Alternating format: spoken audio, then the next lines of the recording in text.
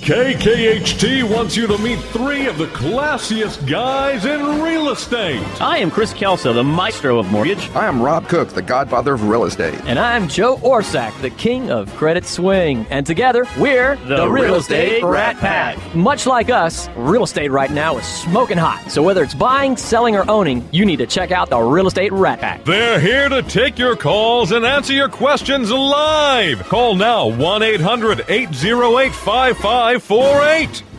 And now, the Real Estate Rat Pack! And there they go again. Hey, we didn't even practice that one. Yes. Yeah, I always think of, what the guests all look at each other like, what have they gotten me into? Well, Exactly. What we were really doing is we were practicing. We were channeling our Bill Champlain that we saw last night. Yeah, so we do a shout out to Brett Hatfield with Down Under Pools, one of our great sponsors. Heck yeah. Sponsored Yes. a great concert last night. Bill Champlain, formerly of the group Chicago, and it was awesome. Right. We need to post some of those pictures on the Rat Pack page. I think we should. I think we definitely should. I I didn't got to hang out realize with the band afterwards. That was really cool. It was really neat. And let me tell you, he played all the Chicago stuff, plus all the stuff of Sons of Champlain, which was his original band that he started, and didn't realize all the other songs he actually wrote. Yeah, I was just going to say, some of the other hits for the other groups that were absolutely. incredible. Also, Ashley, it's nice for you to show up. Our producer's here. Yes, that is correct. Yes, good you make it. I also want to do a shout out. Last week I was in a tuxedo. This week I was a pirate. And I want to do a shout out for the WCR, the Fort Bend chapter, who raised a lot of money for the women's shelter, the Fort Bend Women's Shelter, on Thursday night. And thank you for attending with me, Chris. Hey, no problem. I was in Kingwood in one moment and then way out in Fort Bend on the other moment, wasn't I? Same travel. Want to give a shout out to the Nancy Owens Foundation, Yes, Memorial Foundation. Nancy Owens Memorial. We had them out at RPM, raised about $600 for them, which this last week, and their big luncheon, which I know that they still have tickets for, is coming up the 6th, October 6th. That is correct. With Bill Rancic and his wife Juliana. Great organization, by the way. Everything that goes towards cancer research, breast cancer Chris research. tries to talk. Yes, Take two. This time with feeling. Take two. Time with feeling. Usually This about time. 600 or 700 people attend that. It's quite a luncheon. It's really good. And what's even better is something really special went on Monday this week. Yes, on Monday this week, NRG announced the top 20 under 40. I know. And we are lucky enough to have 4 of those 20 in Packed the studio room right with them. now. Everybody wanted them, but we got them. But we got them. That is correct. And first up is David Atkins with John Daugherty Realtors. Welcome, David. Thank you for having me. So, I always like to ask the question because it's a business about people and relationships. I was just going to ask him about his jacket. I really like it. Okay. We can talk about that later. Okay. Okay. How'd you get in real estate? I mean, what were you in another career before? Or did you say He had that jacket and thought, what the heck? I used to work at a gentleman's club, and that didn't work out so well. I think you could fit in with the pack really well? That's what I'm thinking. Yeah. My mother, she owned a retail storefront for kitchen and bath luxury showroom for 35 years. My brother was an architect, and I just decided it kind of made sense. I was exposed to it my entire life. And you've been exposed your entire life. I'm seeing a theme here. There's the Gentleman's Club exposed. There's a common thread here, isn't there? Yes. Prior We are the bad- we are the we bad bank on boys the of idea Christian that radio. the kids won't be up this early on a Saturday. Yes. And certainly not going to be listening to a real estate show. So when did you get into real estate? I've been in real estate. I'm in my 4th year now. Okay. And I'm with John Daugherty Realtors. I kind of focus in what I call the Bel Air corridor, which is from the medical center to Bel Air, servicing Westview, Southside Place, Bel Air. So we're working with a new generation of buyers, and New generation, not newer, nude. newer. Just to Yeah, be not clear. nude. Just to be clear. Oh gosh. New versus nude. Yes. And to clarify for him and I especially. presume you probably work with all ages, but you probably attract a lot of people who are in your same age group. Tell me what kind of product and homes they're looking for, and what we always talk about they're buying lifestyles. What's the lifestyle they're buying?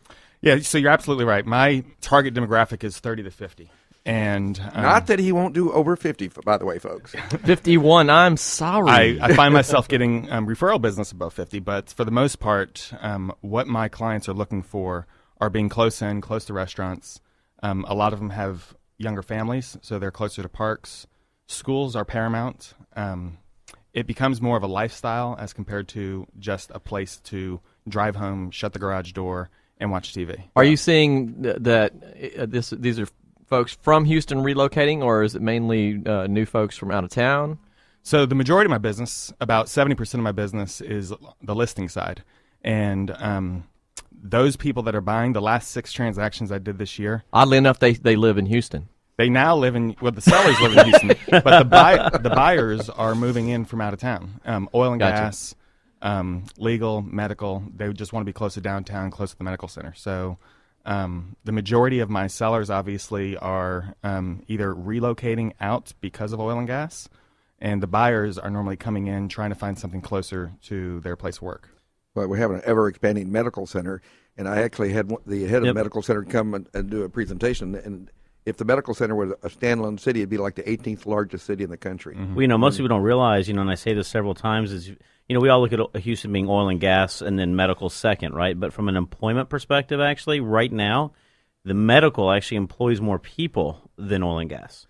So it's one of those things that's pretty interesting right there. Do you know we attracted most of the high-tech jobs in Texas came to Houston and not to Austin? I can imagine that, that trend has changed quite a bit. Are you seeing that as well? They get a lot of tech people coming in? I don't see as much tech. I do see the medical. My retail storefront that I had for 20 years was at Holcomb and Greenbrier, 1 block west of the medical center. So you're just staying in the hood, what I have like a 3-mile radius, and if I get outside of that, I'm lost on any GPS. That's true. I actually had people who thought they'd fall off the face of the earth. They went outside the loop. Well, isn't Houston flat? Yes, it is flat. I actually got a realtor friend of mine, a get out of the loop free card.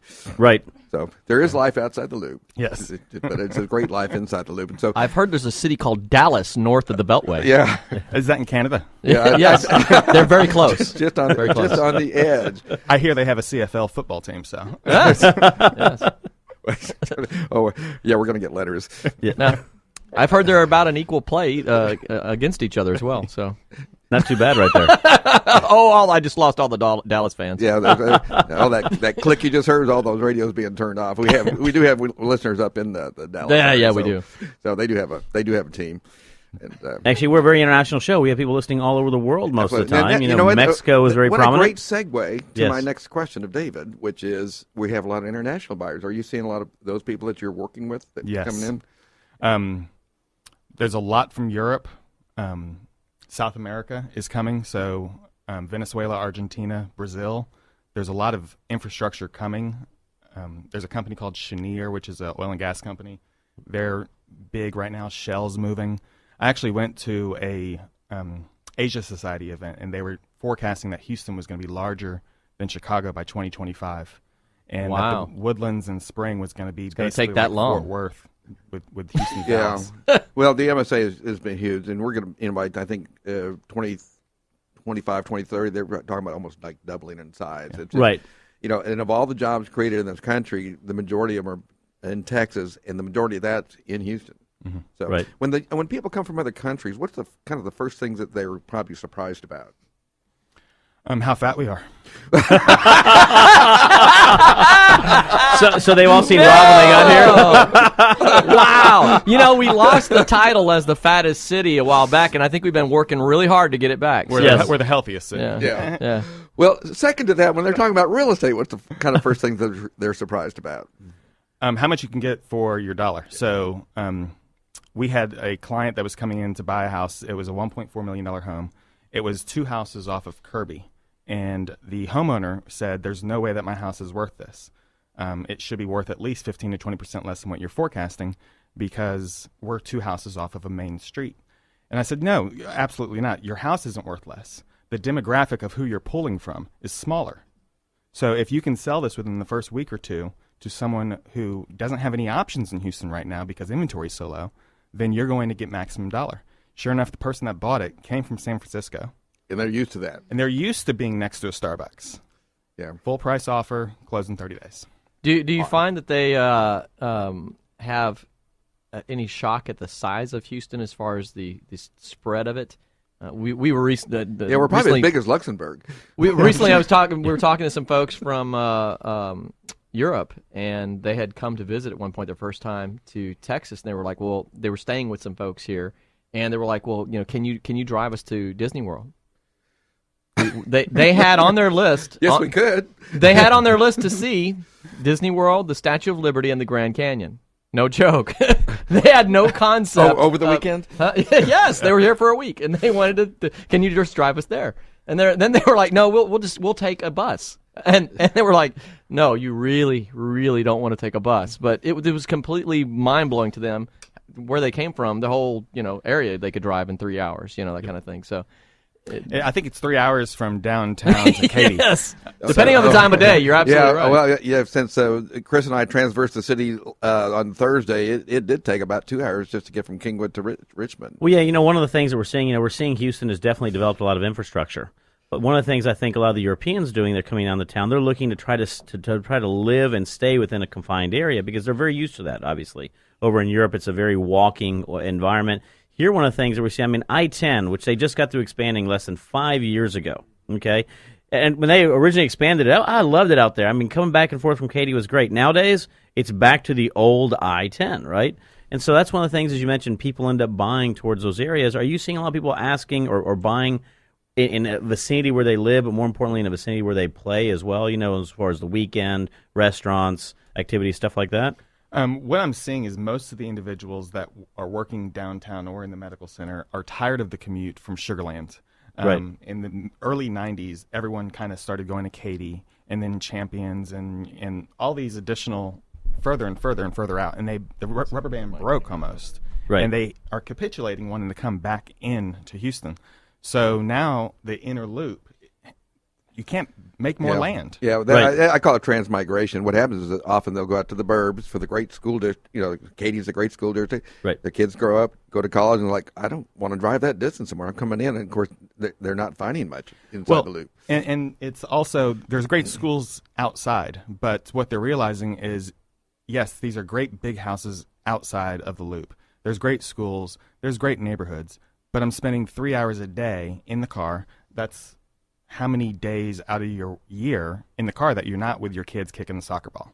Absolutely. So parents are starting to recognize quality of life being at home, commuting 30 minutes as compared to an hour and a half. Do you find a lot of your clients want to be able to walk to destinations as opposed to drive? This is Houston. Yeah. No. Well, there's a walkingscore.com, which is a website that came out probably 10 years ago. And, of course, they talk about the walkability of subdivision. But I do see that when they're doing a lot of these master plan communities, they are having venues that are walkable. That you can walk to a restaurant, you can walk to a Starbucks. Are they looking for that specifically, or are they just really looking for anything that comes up available? Well, Walk Score, they did that in Houston probably in November or March. It didn't happen in July or August. If you are looking in Montrose area, if you're looking in River Oaks, Upper Kirby, yes, that's phenomenal because you can drive to a restaurant and then stumble home. But for the most part, Houston really is a car city. Yeah, it is. Right. It's a valet city where I'm just going to take my car wherever, park, and if I can make it home, great. If not, then call Uber. Well, one of the things that we're also seeing a lot, especially out in the suburbs right now, is, and you see this in the Woodlands, you see out in Katy with La Centera, you see it up in Kingwood with Town Center. They're building like these centers now where you go to one area, you park your car, and then you can do shopping and eating and all the different stuff you want to do. So it's still the walkability within a confined area, right? So, while Houston does have a lot, you pretty much have to drive everywhere. We're starting to see those bigger City Center, for example. You go to City Center now, you can go anything you want to there. And City Center is considered the center of the city now. That is correct. Technically speaking, the center of Houston is I-10 and Gessner. Yes. That has always been considered, a city planner told me this about 15 years ago, that was the new center of Houston, because that's where you could get to north, east, south, and west within 30 minutes. Right, and so that's sort of how they counted it right there. I really think I think it's so deeply bred into Texas as our personality. We like individuality. We like that that kind of state. So I don't think we'll ever get rid of the cars as much like other larger cities commuting. Rail is so expensive that and it's 637 square miles for Houston. I think we're going to be coming up against a break. We are going to hit a break, but let me find out, how can we reach you if you don't mind? I'm, again, with John Daugherty Realtors. My email address is dba@johndaugherty.com. DBA@johndaugherty.com. Doing business as. I love that right there. We are coming up against a break right now, but stay tuned. We'll be right back. Why don't